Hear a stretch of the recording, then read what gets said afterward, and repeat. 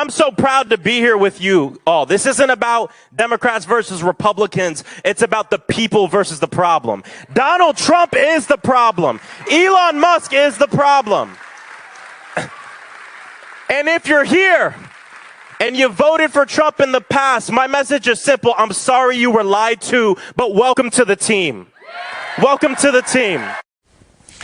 That was Florida Democratic Congressman Maxwell Frost speaking to voters in North Carolina's 9th District. Now, Frost does not represent those folks at that town hall. The guy that actually got voted into that district is that man you see right there, Republican Congressman Richard Hudson.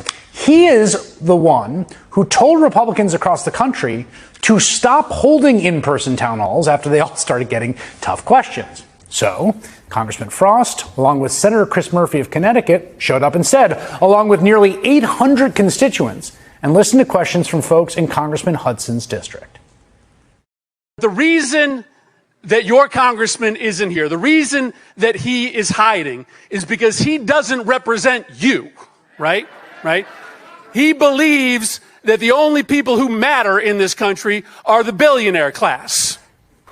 And Senator Chris Murphy, Democrat of Connecticut, and Congressman Maxwell Frost, Democrat of Florida, joined me now. Good to have you, gentlemen. Senator, I'll start with you. Just tell me about why do this event and what was it like?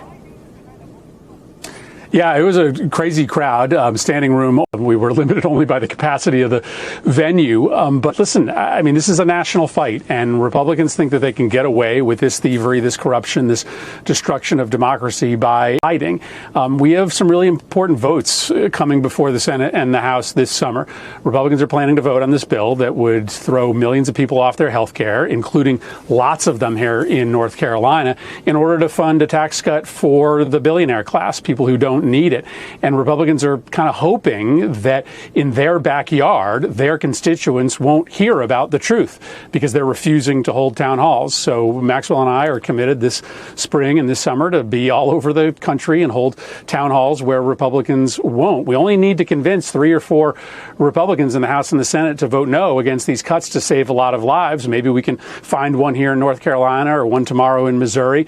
That's our job, to bring this fight all across the country.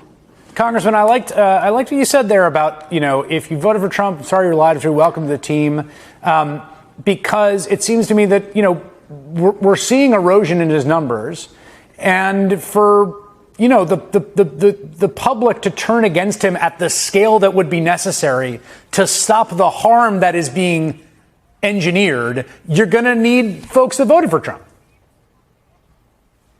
Exactly. This movement, and to win, we're going to have to be about addition, not subtraction. So it's not about telling people I told you so. It's not about shaming people for making a decision we disagree with, but it's about saying, I'm sorry you were lied to.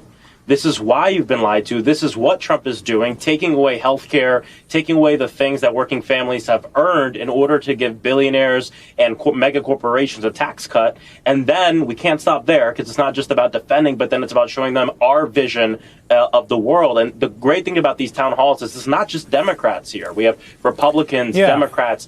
We have people who haven't voted before, all types of people who are upset with what's going on right now. And I'm sure you've seen this recent Fox News poll that shows that Donald Trump is completely underwater with his approvals, but also people do not trust him on the economy, on tariffs. People don't trust him on immigration. And so we have to continue to bring this message across the country. But I think it's imperative that when we say it with open arms. That's the whole point of this. We want to bring people into the coalition and not push them out.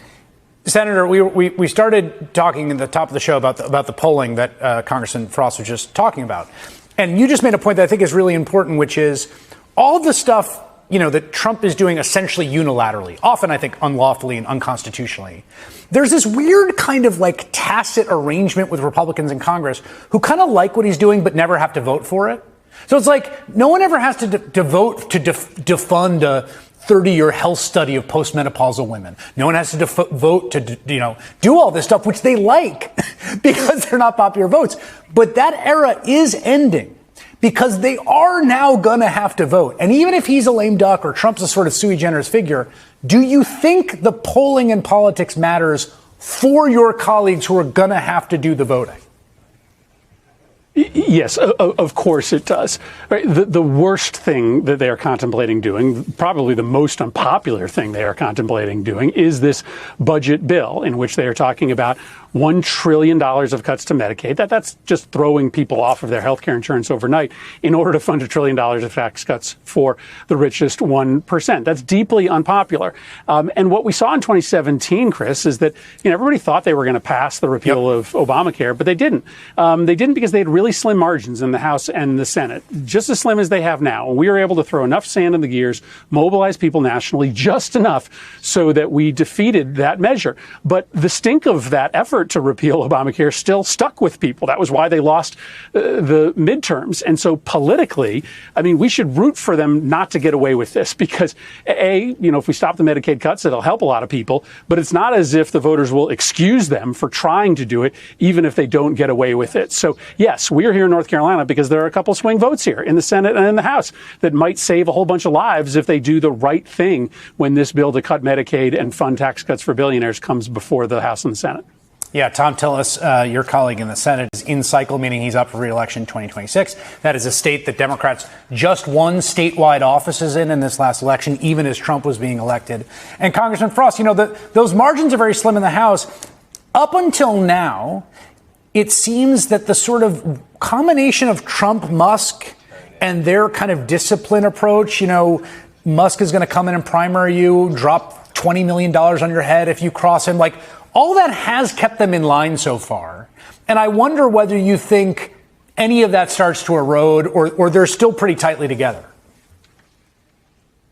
No, we're starting to see some of it erode, and it has to do, I think, a lot with the people power we're seeing, a lot of the events we're doing, a lot of our other colleagues are doing across the country, and amping up that pressure. About a week ago, 12 Republicans sent a letter to Mike Johnson saying we can't vote yes on a budget that has massive cuts to Medicaid. I promise you they would have not sent that letter if it wasn't for activists, organizers, citizens going to these town halls, making sure they hear from them, the phone calls, things like what we're doing. All of this adds up and puts pressure on these people. And I think, honestly, the Wisconsin Supreme Court race, I think, showed that you can put all this money in, which is horrible. We need to end Citizens United. One billionaire shouldn't be able to put unlimited amounts of money into an election. But he can put $20 million in a Supreme Court race, and he can't buy it because the power of the people is more powerful than that amount of money that he wanted to put in there. And I think, honestly, that race is showing a lot of these Republicans that maybe I don't have to be as scared of Elon Musk and Donald Trump as I thought I had to be. But we can't completely rest on my Republican colleagues find the courage to do the right thing, and that's why we're out here and we're mobilizing the people. Yeah, that letter of the 12 signatories, that letter saying these Medicaid cuts are going to be a bridge too far. We'll see if they hold to that, but that was, I thought, very significant. The math doesn't really work without it, but we'll see how they negotiate going forward. Senator Chris Murphy, Congressman Maxwell Frost, thank you both, gentlemen.